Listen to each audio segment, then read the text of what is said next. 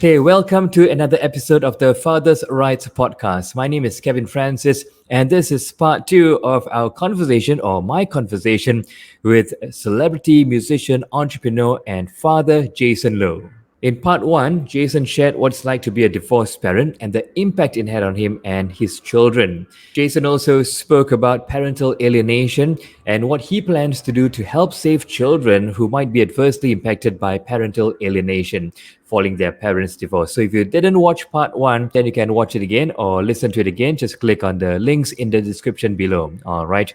Now, this is part 2, and we pick up where we left off from the last episode with Jason telling us why parental alienation is common in many divorce cases and what he plans to do about it. The system is built in such a way that parental alienation is almost encouraged in a sense, because the court system, it's naturally a court system where it's not, you don't get in a room and say nice things about each other. You're encouraged to get in a room. Okay, get in a room now. Tell me why the other parent sucks. Explain that why the parent sucks, and tell me why you're better. And you think after an hour of doing that, well, he eats burgers, and he feeds my kids burgers, that the guy's not going to go, well, I really love her, she's great. You know, that he's going to say, well, all she does is paint her nails. You know, so I eat burgers, she paints her nails, and so you got these two people saying bad things about each other, and they're not going to be friends afterwards. It's confrontational, and the whole legal system is built on confrontation. It's built to enable that, you know, and it's built to take a long time, so that so that one parent is, you know, so either parent doesn't have to adhere to what was going on. The police don't want to get involved, especially with family matters. Oh no, you got to get a court order. Yeah, that's what a custody order is. It's a court order, and they don't enforce it. They will wait. Because you know. The trouble is, if you have a parental and people are totally got no clue. I mean, I've had people call up and say things that, you know, say, oh, you know, contact me that, oh, you know, you can't. There has to be something more. No, there's not something more. I don't want my child's memory to be with me pulling them out of a car or something like that while they're screaming, you know, because that stays with them for a long time. And I've spoken to people who have had that experience, and like, it's the most heart-wrenching experience you can imagine, you know. But kids don't know what's happening.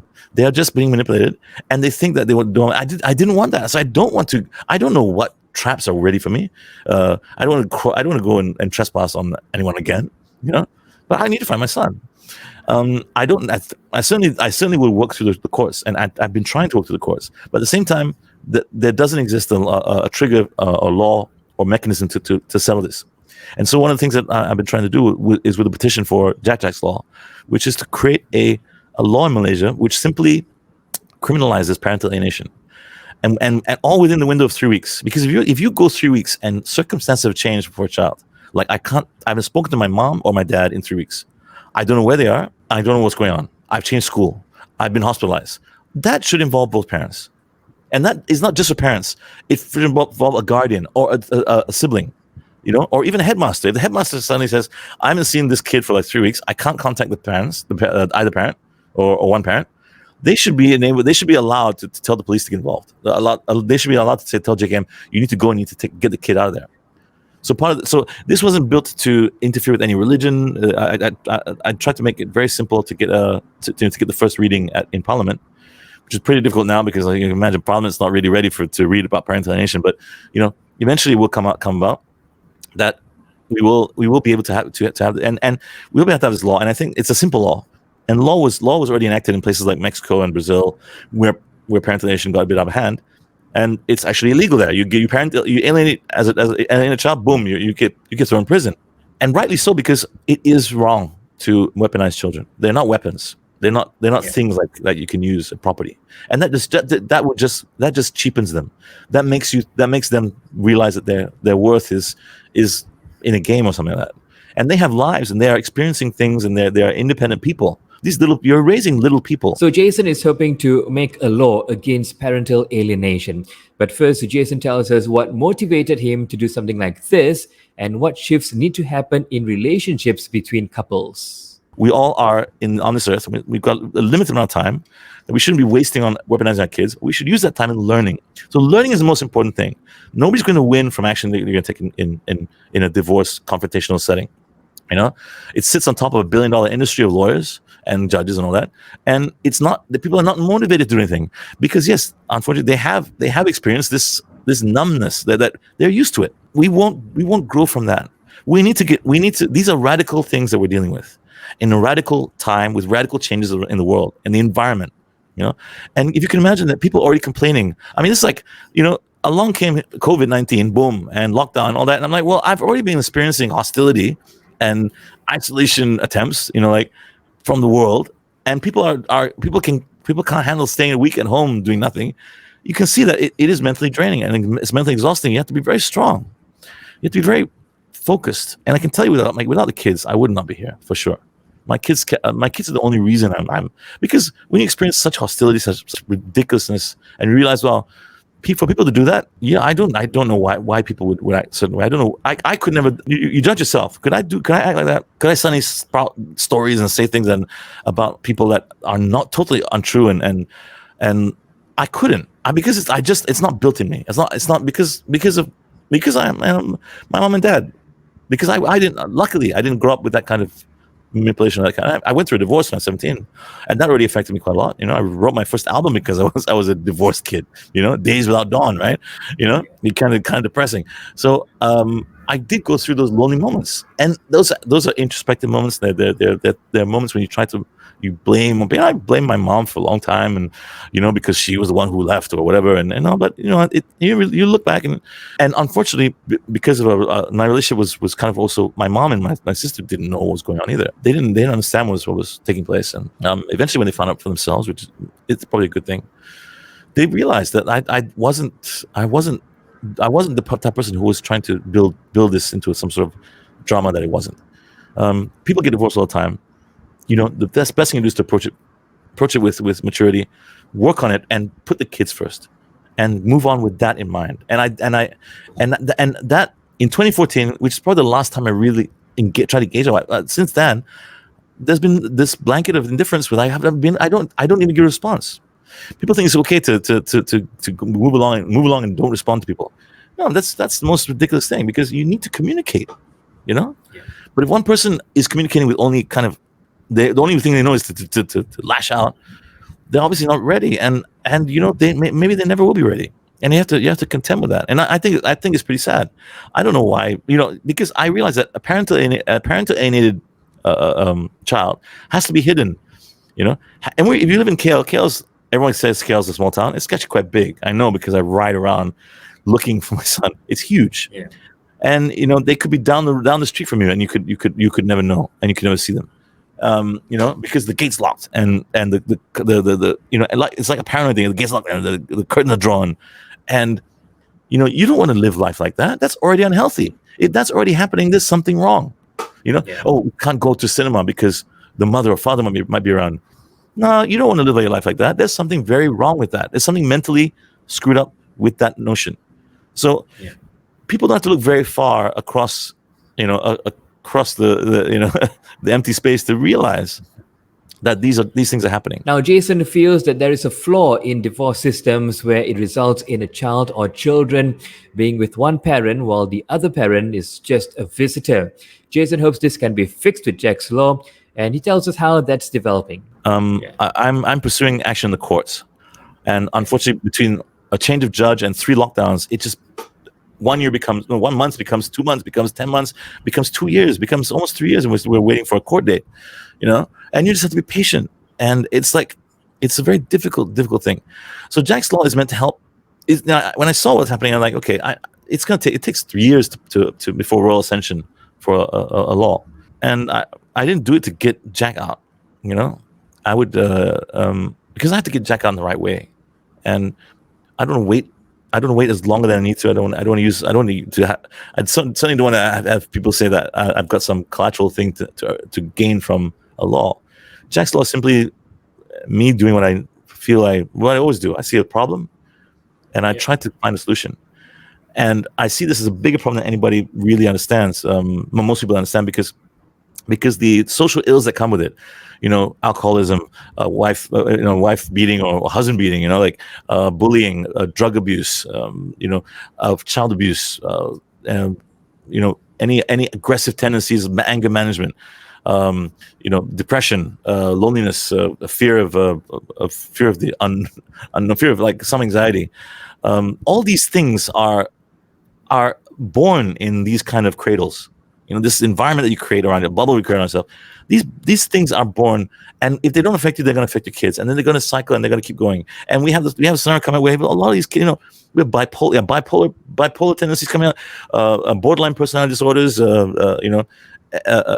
Histrionic disorders. A lot of these personality disorders and traits come from parenting. They can be fixed. They can be born out of parenting, bad parenting. And I'm sorry to say bad parenting, but it is really bad parenting to not think about child.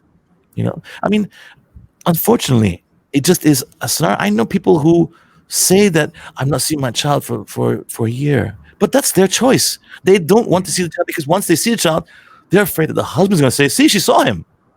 She saw her, whatever. She saw that she can see the child anytime." But they have to keep up this really weird. So what's happening in their minds? In their minds, they must create some sort of scenario where they must have some pity. "Oh, I'm not seeing my child," but that's not the child. That's not the child's fault or the ex's fault. They don't want to see it because they're trying to win a court case. They think it's going to give them some sort of power or something like that when they, as they progress in life, that they need to look back and say, "Yeah, I went through this, and it's because of this, and that's the reason why I'm here in my and this scenario exists because of him or her." This is not. You're pointing, but all the time pointing. Your child is looking up at you, and like, why aren't you pointing at me? Yeah. I'm the one who's the most important thing here, Yeah. And I'm not saying a child should say that, but that's really what we should be thinking. The child should come first. And unfortunately, I was very, when I met Sheikh Fali, who's the father and Father's Rights Movement Association. He basically formed this association together with other fathers, Malcolm and Fernandez, and a whole there's like 48 fathers in this group, which I didn't realize. I didn't realize the group there was all this happening. And I thought that I had it bad with Jack for 3 years, but I heard Sheikh Fali's story, and it saddened me a lot because you hear stories about a friendship or a love between a parent and a child, and then you hear that suddenly that seems to be abused and distorted, such that the child can tell the parent confidently, "I don't want to see you anymore," or whatever.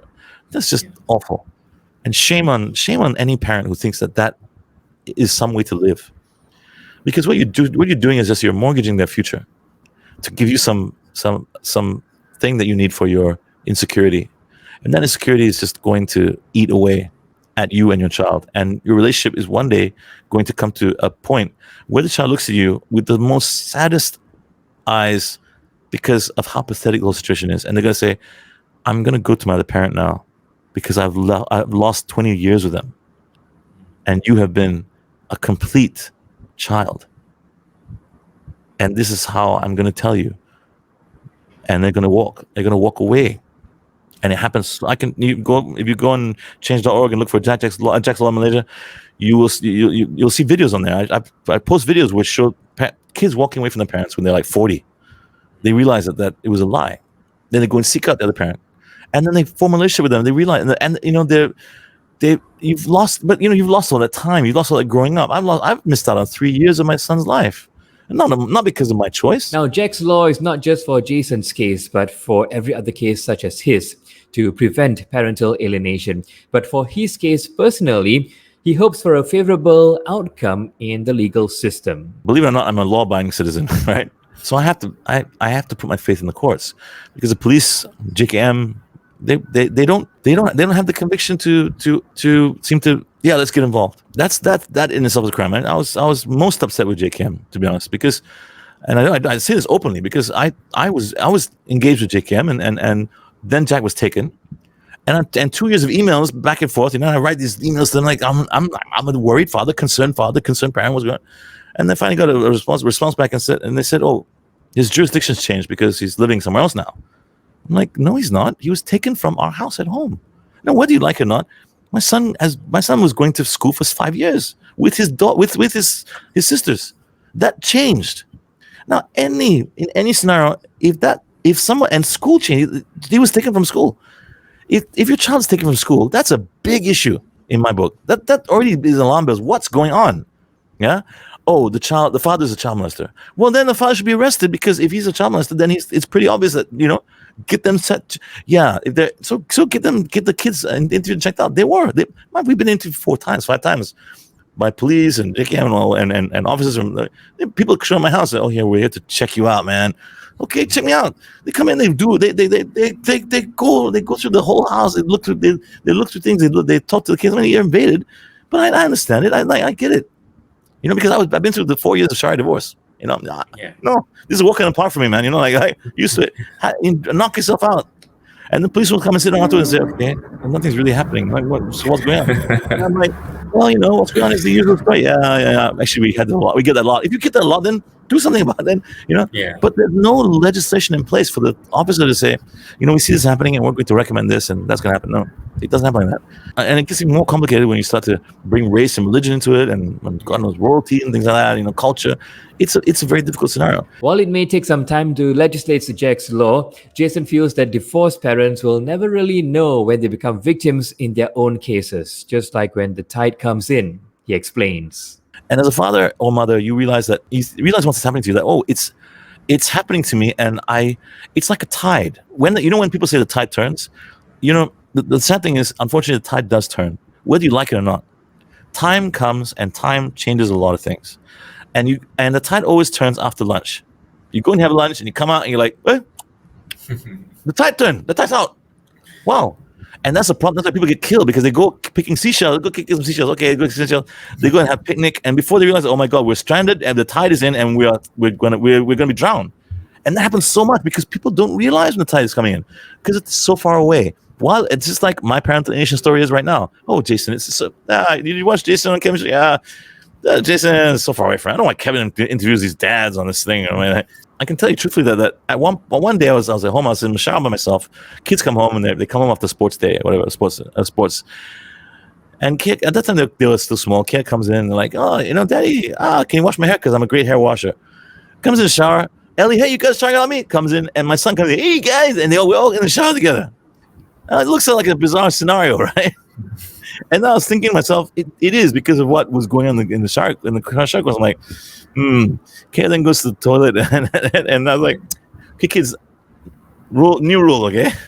Nobody comes in when Daddy's in the shower, okay? No matter what. And you're getting, you're gonna get to be older, and then you're gonna have some changes, and I don't want any, So, but the police asked me at one point. They asked me this question. And my lawyer was there. My lawyer was writing doors. Have your kids ever seen you naked? Have you been naked in front of your kids? They asked me. And I was like, I was going to tell the truth because I've told the truth before. And I got my lawyer writing, no. I'm like, my lawyer wasn't there when I did the police reports in the beginning, or was in the court. So in the court when I was asking these questions, and I came up with a perfect answer. Finally, I was like, well, hang on, I can't say no or yes to this question because we evolve. Yes, when I was younger, my kid will vomit in the hotel lobby, and I'll carry that vomit out with her. Do I do that anymore? No. Similarly, when my kid was younger, yes, of course I will. Who's gonna wash them and clean them? Did I change my baby's nappers? I wiped poo out of their number 2 or the number 1 if it got that messy. Yeah, I did that. I had to wash it and with warm water and all that. So I did that. Was I doing anything about that at that time? Like, was there any other sexual or gross intent? No, I didn't go goochie coochie. Wow, look, that's not a thing. Maybe it's a thing for some sick people. That's not for me. So I don't have that kind of thing. I'm a dad. I'm a real dad. I'm like, I figure things out. Like when they're old enough. I don't want to wash out their number 2s. So we play a game. Orange in your hair and your bum bum. So we have orange shampoo. Okay, orange in your hair and your bum bum. Orange in your hair and your bum bum. Orange in your hair, bum bum bum. And they wash, and they learn to clean it. They learn to okay, and they call it back front bum bum and back bum bum. Or whatever. So God. We find things like we work our ways out. Yes, so I'm sure when my kid was, most kids are babies. Father can walk in front of them naked, and they're not going to go. No, they're not going to do that, and the father's not going to think of it. Or the mother. So yeah, everyone's been naked in front of their kids pretty much. But at some point, you're like, okay, that's not appropriate. So let's move on. So so yes, I was naked in front of my kids, but not anymore, obviously. And I think the cops realize, oh yeah, that's correct. They can be yes and no in this answer because the time affects things. So all these things change and evolve, and we try to move forward and do the best thing we can. And hopefully that does mean that there are people out there who will listen to these stories and understand that while the tide's far away, and there's Jason's story, that tide creeps in real quick, and before you're having lunch one day, you turn around, you're like, oh, I'm the person who's stuck on the beach. And I never thought this would happen to me. And it happened to me because a certain set of things just took place. And you don't realize it. You thought it was all good when the kid was a baby and then not talking about anybody because it couldn't talk. But once a kid can talk, you've got a team member. Once that team member's in place, dude, it's game over. Because if you got a hostile individual who's trying to manipulate that child's going to get manipulated. They're going to, and they'll start with small questions. Whose house is this? Did you ever hit mommy? Did mommy ever hit you? Did you ever hit daddy? Mommy, are you seeing someone? Like all this kind of thing will come out slowly, and it sounds bizarre coming from a child. You're like, what? Why? Yeah, and like maybe it's a guy thing. You're eating a burger, like, what? Oh yeah, I was at the football game 2 nights ago. Wait, what's that about? The guys are eating their burgers, like, where's my kid? Yeah, that was your aunt. The guys are not going. The guys don't realize. Oh, you're being manipulated, and you're trying to find something on me, and it's going to grow into a character trait that I'm going to have to deal with at some point. That does happen, and that happens without you realizing it. And before you know it, like I said, you realize, oh, and you might not be fortunate or unfortunate enough to have your whole exclusive on a paper in a front page paper. You can read about it. Oh, this is the story. Okay. To conclude our conversation, I asked Jason for some advice for any parent who's going through a separation or divorce. How can they prevent parental alienation from creeping in? Each case will be different. One thing I can say, though, is definitely get off social media with this thing. Your kids are going to see it one day. They're going to hear about it. They're going to read things. You should keep it private, internal, and not use them. And don't weaponize them. The moment you realize that you are talking about the divorce to your child, that's a moment when you should have an alarm bell, like, whoa, stop this. And if your ex is going to talk about it to them, try to deal with it early if you can. Try to reason with them. If you want, I'll sit down with you. I've met couples, I sat down with them, and I've told them, look, this is where it's going to go. And if you get it early enough, they both realize, and they can work it out and become friends and have barbecues and things like that. That was what I was hoping for. But if you get it too late, and then I understand that you feel alienated yourself, you feel isolated, you feel alone and depressed, and you shouldn't be in that scenario.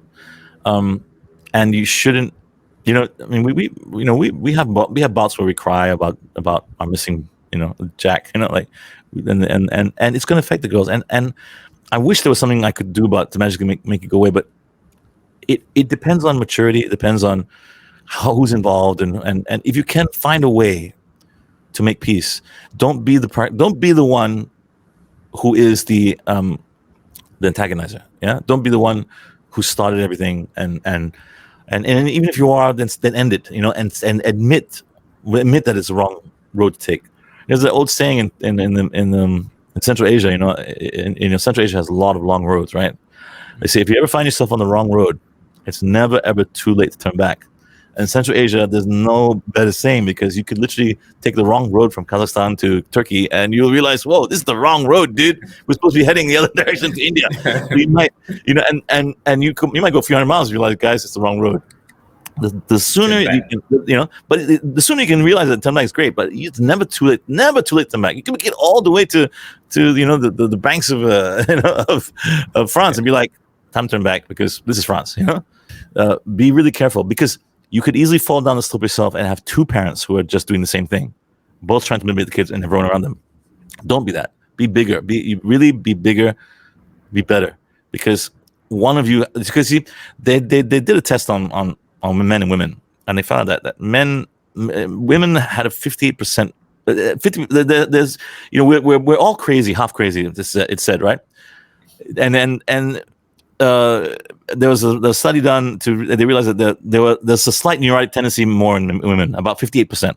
Yeah, So men were closer to 48% or 51%, whatever. So the 8% was accounted for because of babies, because of childbearing. When a woman has a child, it's natural in their instincts to protect that child. Yeah, protect the baby, protect the womb when baby's growing for 9 months. And that accounts for some sort of a neurotic behavior, like a fight or flight mechanism, or a tendency to want to, whether for good or bad, manipulate the man, or the safety mechanism in their lives, right? And that was that. Don't look at me. This you can study the work of psychotherapists and psychologists on this, and so what the conclusion was of Jordan Peterson, Dr. Jordan Peterson, who was a great thinker, and a great psychologist. He said that the conclusion is that you need a sane person in the world. And if you have two parents and you add them up, that becomes one sane person in that. You also got one crazy person, but that's why you need mom and dad. You need one sane person, because dad's half crazy, mom's half crazy. All humans are kind of half crazy. But when you put the two half crazies together, you get one sane person and one crazy person. And hopefully the same person can guide you into building your character properly and nurture you, to grow up properly, in the best way possible. With compassion and understanding, and to be engaging in to be contributing to your community. You want to be useful, as the Dalai Lama said. What's the meaning of life? Said to be useful. So you if you ever find you're doing something useless, and I think parental alienation is opposite of that. It's like something you're doing. It's destructive. It's opposite of useful. It doesn't build individuals who are kind and who are stably in control of their facilities. It builds more people like you. And we didn't come here to build more people like us. We came here to build people who are better than us. All right, what a great way to end this interview on a very philosophical note. It was certainly great chatting with Jason Low to hear his story, his side of the story, and also his thoughts on parental alienation. Now, if you haven't watched part 1, do click on the links in the description. Also, do check out our Facebook page if you're watching this on YouTube or listening to us on Spotify. Don't forget to check out our Facebook page at Persatuan Hak Bapa Malaysia. Like this video, share this video, this post with your family and friends. And I'll see you in the next episode of the Father's Rights Podcast. Ciao.